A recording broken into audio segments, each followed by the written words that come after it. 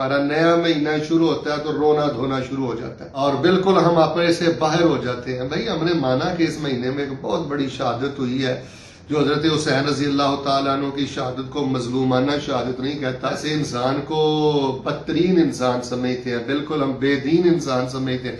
लेकिन मजलूमाना शहादत का मतलब ये तो नहीं है कि हम सदियों बाद तक उस मातम से बाहर ना निकलें और उस बेसब्री से बाहर ना निकलें और एक अजीब किस्म का समा हम अपने मुल्क में तकलीफ दे बांध देते हैं कि गैर मुस्लिम देखकर वो क्या कहेगा कि ये क्या हो रहा है, ये क्या हुआ है जी, इनका एक अजीम इंसान शहीद हुआ था।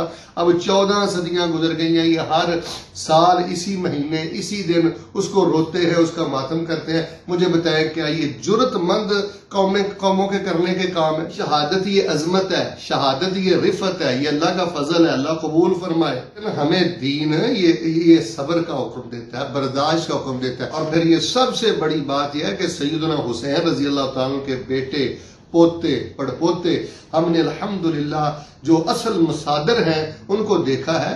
उनमें कहीं भी हमें ये मातम, ये बेसब्री और ये घोड़ों के नीचे से गुजरना और ये जो कुछ हम पाकिस्तान बर्रे सगीर पाक हिंद में देखते हैं, वल्लाहिल अजीम ये किबार आइम्मा अहले बैत की सीरत में हमें नहीं नजर आता। तो एक तो मैं ये कहूँगा जी, सैयदना हुसैन रजी अल्लाह तआला अन्हु की शहादत की आड़ में ये जो एक अफरा तफरी होती है और एक रस्ते बंद होते हैं, खतरात होते हैं, लड़ाइयाँ होती हैं, तसादुम होते हैं, झगड़े होते हैं, मुल्क का अमन अमान बर्बाद होता है, ये तौर तरीके हमें दीन से नहीं मिलते, हमें अहले बैत से नहीं मिलते। ये बहुत बाद के सिलसिले हैं और ये जो बाद के सिलसिले हैं ये दीन नहीं है। फिर मुझे ये बताएं कि ये भी कोई करने वाला काम है कि रसूलुल्लाह सल्लल्लाहु अलैहि वसल्लम के सहाबा के मताइन बयान करना शुरू कर दें, कहीं से उनकी खामी ढूंढ के लाएं, उसमें मुलम्मा साजी करें और नमक मिर्च लगाकर हम मजालस में और मिंबरों मेहराब पर आकर बयान करें। मुझे बताएं ये भी वो करने वाले काम है। आपने मुहर्रम उल हराम का महीना कैसे गुजारना है? हज़रात सहाबाए किराम रिज़वानुल्लाह अजमईन की सखावत के किस्से बयान करें, उनकी तहारत के किस्से बयान करें, उनके तकवा के किस्से बयान करें, उन्होंने इस्लाम के लिए क्या कुछ छोड़ा ये बयान।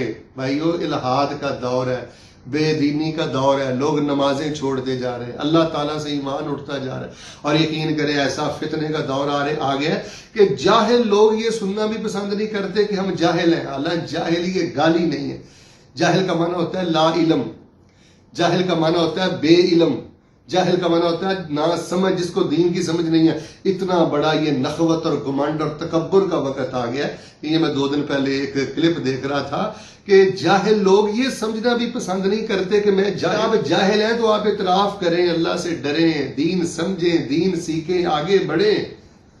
तो मैं ये समझता हूँ कि अगर हम हज़रात सहाबाए किराम की सखावतें बयान करेंगे, उनका तकवा बयान करेंगे, उनकी लिल्लाहियत बयान करेंगे, अल्लाह के सामने उनके रोना बयान करेंगे, उनकी तजद बयान करेंगे, लोगों में एक जज्बा पैदा होगा। तो मुहर्रम उल हराम में आप हज़रात सहाबाए किराम की कुर्बानियों का जिक्र करें, दीन के लिए जो कुछ उन्होंने लुटाया है उनके वाकयात को बयान करें। और अगर आपको कहीं कोई कमी, कोई कुताही ना चाहते मिल भी जाए तो देखें सहाबाए किराम की खूबियां ज्यादा हैं, खसलतें ज्यादा हैं, अमाल सालिहा ज्यादा हैं। अगर कहीं ना चाहते वो कमी है भी तो अल्लाह ने उसको मुआफ कर दिया है और बख्शिश का ऐलान कर दिया और उनको जन्नत का मेहमान अल्लाह ताला ने बना दिया है, जन्नत बन चुकी है। सहाबा जन्नत में सहाबा के महल्लात नबी सल्लल्लाहु अलैहि वसल्लम देख चुके हैं। तो भैया हमें मुझे बताएं कि हम ये नस्ल को किस तरफ लेके जा रहे हैं। जो बाज अहबाब जो अपने गुमान के मुताबिक दीन के ठेकेदार भी हैं और बहुत मुहक्किक भी हैं और अहले सुन्नत के बहुत बड़े नुमाइंदा भी बनते हैं और अपने आप को सारे फिरकों से ज्यादा बेहतर समझते हैं, मेरा उनसे एक बड़ा मोहब्बत भरा सवाल है कि नौजवानों में आकर सहाबा की आपस की जंगें बयान करना या सहाबा के बाज इख्तलाफात जो ना चाहते हुए, जिनमें पीछे मुनाफिकीन का किरदार था, अब्दुल्ला बिन सबा जैसे खबीसों का किरदार था, वो एक बड़े अख्तार और बड़े फितनों के दौर से गुजर रहे थे हज़रात सहाबाए किराम और वो बड़ा जिहाद कर रहे थे, लेकिन फिर भी उनका दाव चल जाता था। अगर ना चाहते में ऐसे मामले हुए हैं तो इस वक्त इस 15वीं सदी में نوجوان نسل کو صحابہ کے اختلافات کے واقعات سنانا اور صحابہ سے لوگوں کو متنفر کرنے کی کوشش کرنا، مجھے بتائیں یہ کون سی دین کی خدمت ہے؟ کیا ایسے لوگ دین کے قریب آئیں گے؟ کیا ایسا کرنے سے کوئی دین کا بھلا ہوا ہے؟ جن لوگوں نے ایسا کیا ہے اللہ کی انہوں نے دین کے ساتھ بہت بڑا ظلم کیا. یہ الہاد کا دور ہے، یہ قرآن پہ حملے ہیں، یہ سنت پہ حملے ہیں، اللہ کی ذات پہ حملے ہیں، اور لوگ دین چھوڑتے جا رہے ہیں. ہم دین کے سب سے پہلے مقدس گروہ کے بارے میں لوگوں کو کیا تعارف دینا چاہتے ہیں اپنے کلپس کے ذریعے اور اپنے لیکچرز کے ذریعے. اگر ہمیں کہیں کوئی کمی کوتاہی ملتی ہوئی ہے تو ہمیں حکم کیا ہے؟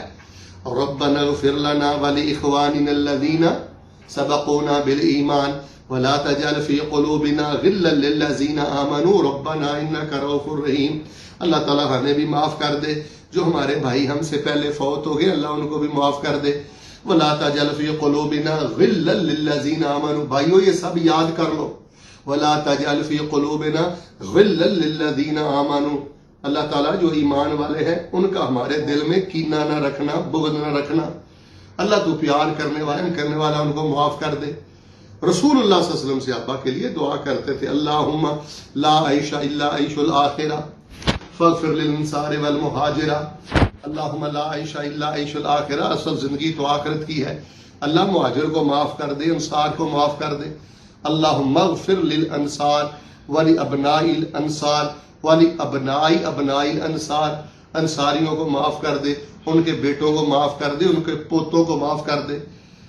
اللہم انی احبہما فاحبہما واحب من یحبہما، اے میرے اللہ میں حسن حسین سے محبت کرتا ہوں، آپ بھی ان سے محبت کریں، اور جو ان سے محبت کرتا ہے ان کو اپنا پیارا بنا لے.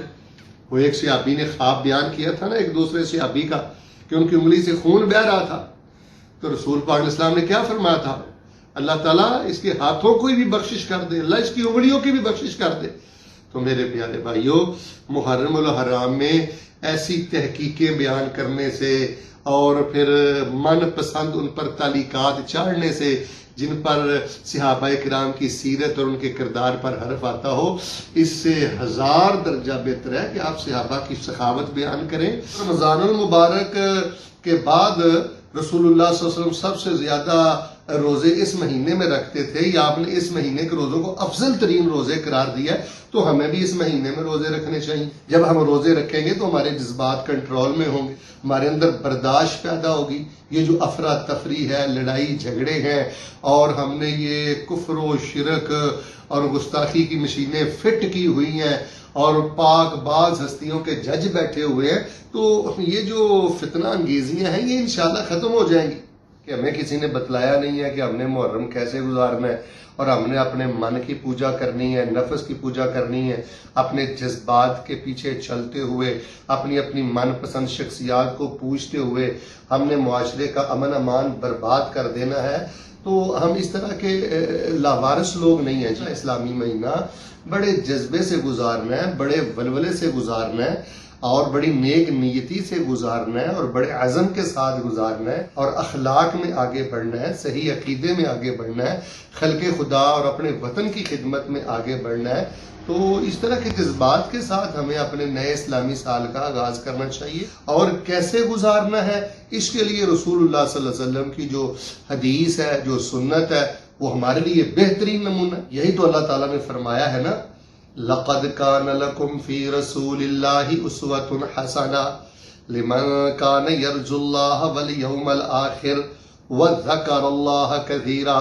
جو بندہ کل قیامت والے دن اللہ تعالیٰ کی بارگاہ میں پیش ہونا چاہتا ہے، جو کل قیامت والے دن اللہ تعالیٰ کا دیدار چاہتا ہے، اللہ تعالیٰ سے پیار محبت کی باتیں چاہتا ہے، اس بندے کے لیے رسول اللہ کی زندگی بہترین نمونہ ہے. رسول اللہ صلی اللہ علیہ وسلم کے دور میں محرم الحرام کا مہینہ آتا تھا، بالکل ویسے گزارے جیسے آپ گزارتے تھے. محرم الحرام میں لوگ فوت بھی ہوتے تھے، محرم الحرام میں خوشیاں بھی ہوتی تھیں، محرم الحرام میں خوشگوار اور ناخوشگوار سارے معاملات رسول اللہ کی زندگی میں ہوتے تھے. تو نبی علیہ السلام سے اس مہینے میں نہ تو کوئی اترانا ثابت ہے، نہ کوئی رستے بلاک کرنا ثابت ہے، نہ کوئی بے صبری کے ماتم ثابت ہے، نہ کوئی جشن ثابت ہے. رسول اللہ صلی اللہ علیہ وسلم نے اس مہینے کو اللہ کا مہینہ قرار دیا ہے. بلکہ بعض علماء نے تو لکھا ہے کہ یہ جو 12 اسلامی مہینے ہیں ان میں سے سب سے زیادہ فضیلت والا مہینہ یہ محرم ہے. آپ نے اس کو شہر اللہ کہا ہے, اس کو تعظیم اور عزت دیتے ہوئے اس کو اللہ کا مہینہ کہا. حالانکہ یہ سارے مہینے اللہ کے ہیں, لیکن آپ فرمایا شہر اللہ المحرم, یہ محرم اللہ تعالیٰ کا مہینہ ہے.